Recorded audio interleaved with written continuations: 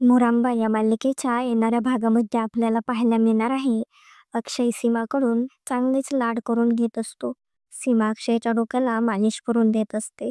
अक्षय म्हणत असतो, मी बाबा होणार असलो तरी मी तुझ्यासाठी कायम तुझं बाळच असणार आहे. सीमाला समजलेले असते अजून रमाने तिच्या आईला बाळाबद्दल काहीच सांगितलेले नसते. म्हणून सीमा अक्षयला म्हणत असते, रमाने अजून तिच्या आईला का नाही सांगितले ती आई होणार आहे ते. अक्षयनंही ते ऐकून शॉक बसतो. अक्षय विचार करत बसलेला असतो. तो म्हणत असतो, छोट्या छोट्या गोष्टी रमा आईला सांगायची. मग एवढी मोठी गोष्ट का नाही सांगितली तिने अजून? अक्षयलाही माहीवर संशय येऊ लागलेला असतो. इकडे रमाने माही आणि इरावतीला स्वयंपाकघरात चांगलेच कामाला लावलेले असते.